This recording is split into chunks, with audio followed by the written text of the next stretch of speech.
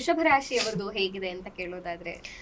ವೃಷಭ ರಾಶಿಯವರಿಗೆ 9ನೇ ಮನೆಗೆ ಪ್ರವೇಶ ಆಗ್ತಾ ಇರುವಂಥದ್ದು, ಸೂರ್ಯನ ಒಂದು ಸೂರ್ಯಗ್ರಹ ಪ್ರವೇಶ ಆಗ್ತಿರುವಂಥದ್ದು. ತುಂಬ ದೊಡ್ಡ ಮಟ್ಟದ ಚೇಂಜಸ್ ಅಂತ ಏನು ಇಲ್ಲಿ ಕಾಣಿಸ್ದೆ ಹೋದರೂ ತಂದೆಯ ಆರೋಗ್ಯದ ಕಡೆಗೆ ನೀವು ತುಂಬ ಗಮನವನ್ನು ಕೊಡಬೇಕಾಗತ್ತೆ. ಹಾಗೆಯೇ ನಿಮ್ಮ ಒಂದು ಫಾರಿನ್ ಟ್ರಾವೆಲ್ ಏನಾದರೂ ಮಾಡಬೇಕು ಅಂತಿದ್ರೆ, ಹೊರಗಡೆ ಹೋಗಿ ವಿದ್ಯಾಭ್ಯಾಸ ಮಾಡಬೇಕು ಅಂತಿದ್ರೆ ಅದು ಇಲ್ಲಿ ಫಲಿಸೋದಕ್ಕೆ ಚಾನ್ಸ್ ಇರುತ್ತೆ.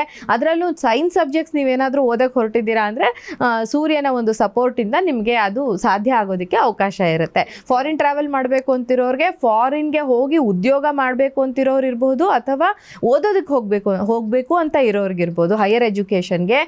ಇಲ್ಲಿ ಸೂರ್ಯನ ಒಂದು ಸ್ಥಾನ ಬದಲಾವಣೆಯಿಂದ ಪಾಸಿಟಿವ್ ಆದಂತಹ ಚೇಂಜಸ್ ಆಗುತ್ತೆ ವೃಷಭ ರಾಶಿಯವರಿಗೆ. ಆದರೆ ನೀವು ತಂದೆಯ ಆರೋಗ್ಯದ ಕಡೆಗೆ, ತಂದೆಯ ಜೊತೆಗಿನ ನಿಮ್ಮ ಸಂಬಂಧದ ಬಗ್ಗೆ ಹೆಚ್ಚಿನ ಕಾಳಜಿಯನ್ನು ವಹಿಸಬೇಕಾಗತ್ತೆ.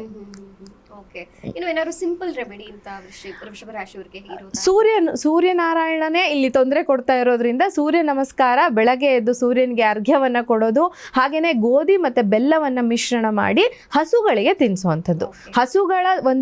ಹಸುಗಳಿಗೆ ಆಹಾರವನ್ನು ತಿನ್ನಿಸೋದ್ರಿಂದ ನವಗ್ರಹಗಳು ಕೂಡ ನಿಮಗೆ ಏನು ತೊಂದರೆದಾಯಕವಾದಂತಹ ಸ್ಥಿತಿಯಲ್ಲಿದ್ದರೆ ಅವು ಅದನ್ನು ನಿಲ್ಲಿಸ್ತವೆ ಅಂತ. ಸೊ ಅಷ್ಟು ಗೋಪೂಜೆ ಅನ್ನೋದು ಅಷ್ಟು ಮುಖ್ಯ ಅಂತ, ಗೋವುಗಳಿಗೆ ಆಹಾರವನ್ನು ಕೊಡುವಂಥದ್ದು ಅಂತ. ಸೊ ಗೋಧಿ ಮತ್ತು ಬೆಲ್ಲವನ್ನು ಮಿಶ್ರಣ ಮಾಡಿ ಹಸುಗಳಿಗೆ ತಿನ್ನಿಸೋದ್ರಿಂದ ಸೂರ್ಯನ ಒಂದು ಏನು ಸೂರ್ಯನಿಂದ ಬರ್ತಾ ಇರುವಂತಹ ಒಂದು ನೆಗೆಟಿವ್ ಎಫೆಕ್ಟ್ ಏನಿದೆ ಅದು ಕಂಟ್ರೋಲ್ ಆಗುತ್ತೆ ಅಂತ ಹೇಳ್ತೀವಿ. ಇಲ್ಲಿ ಸೂರ್ಯ ಅಂತ ಹೇಳ್ತಿದ್ರಿ ನೀವು, ಈಗ ಸೂರ್ಯನೇ ನಿಮಗೆ ತೊಂದರೆ ಕೊಡ್ತಿರೋದ್ರಿಂದ ಅಂತ.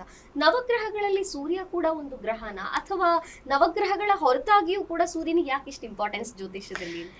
ಗ್ರಹಗಳ ರಾಜ ಸೂರ್ಯ ಚಂದ್ರ ಇಬ್ಬರು ಇಲ್ಲ ಅಂದರೆ ನವಗ್ರಹಗಳ ಒಂದು ಬ್ಯಾಲೆನ್ಸೇ ಇರೋದಿಲ್ಲ ಅಲ್ವಾ.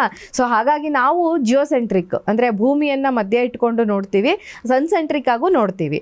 ಇಲ್ಲಿ ನಮಗೆ ನಾವು ನೋಡ್ತಾ ಇರುವಂಥದ್ದು ಸೂರ್ಯನ ಮುಖ್ಯವಾಗಿ ಇಟ್ಕೊಂಡು ನೋಡ್ತಾ ಇರೋದ್ರಿಂದ ಈ ಸಂದರ್ಭದಲ್ಲಿ ನಾವು ಸೂರ್ಯನನ್ನ ರಾಜ ಅಂತ ಕನ್ಸಿಡರ್ ಮಾಡೋವಾಗ, ಇದರಲ್ಲೂ ನಾವು ಜ್ಯೋತಿಷ್ಯದಲ್ಲೂ ಸೂರ್ಯ ರಾಜ, ಹಾಗಾಗಿ ಸೂರ್ಯನಿಗೆ ಅಷ್ಟೊಂದು ಇಂಪಾರ್ಟೆನ್ಸ್ ಅಂತ.